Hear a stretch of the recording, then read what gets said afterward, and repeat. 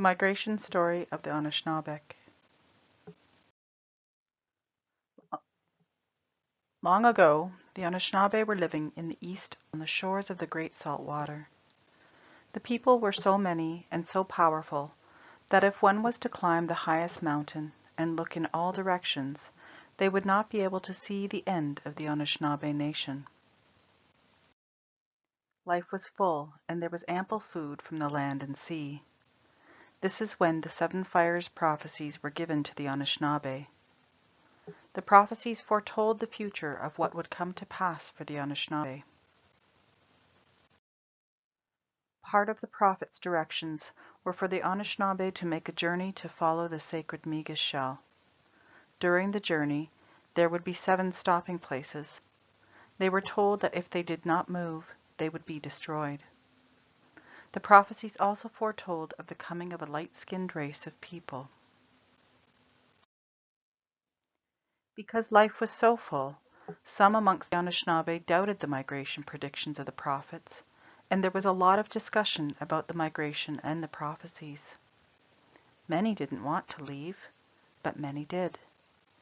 There was one group who supported the migration, but agreed to stay behind and guard the eastern doorway and care for the eastern fire of the Anishinaabe. They were called the Daybreak people. Today, some believe these are the people on the east coast of Canada and the USA, known as the Abenaki or Wabanaki. So, those believing in the migration started off, traveling first to the island shaped like a turtle, as the first prophet instructed.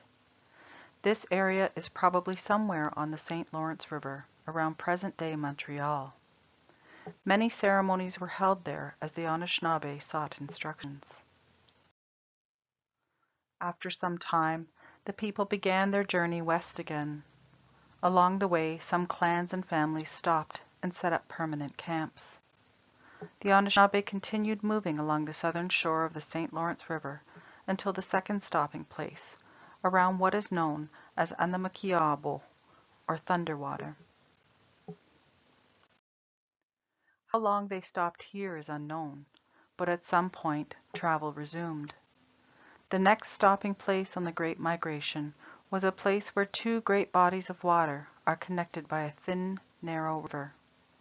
This is a good description of the area around what is now the Detroit River in Lake St. Clair, which connects Lake Huron and Lake Erie. Eventually, migration was once more taken up. Some of the Anishinaabe kept traveling west until they came to what is now known as Lake Michigan, while others moved north. The northern travelers came to the freshwater sea, now known as Lake Huron, and traveled the eastern shore until they found a series of islands which led them across the water. These stepping stone islands were part of the prophecy that had begun their journey, and they knew that they were following the right path.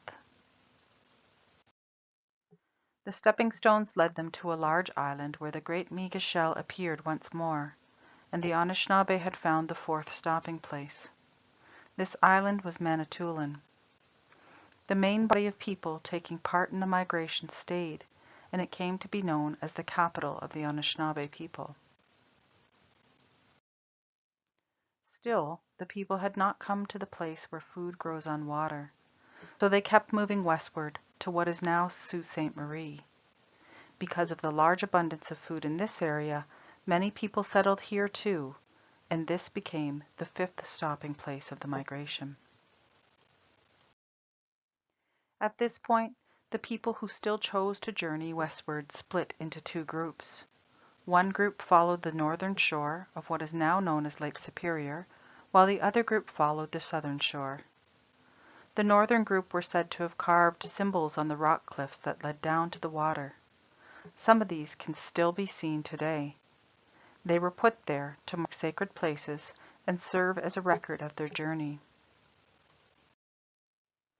They traveled on to the far western end of the water and settled on an island today known as Spirit Island at the west end of the big lake. Some of the southern group also settled here, where they found the food that grows on water, the wild rice. It is believed to be a sacred gift from the Creator. This became the sixth major stopping place of the Anishinaabe people. But something was still missing. One of the prophets had spoken of a turtle-shaped island at the end of their journey. The southern group had seen such an island. They returned and settled on that island, known today as Madeline Island. At last, the migration had found their sacred ground. It is thought to have taken about 500 years to complete the journey.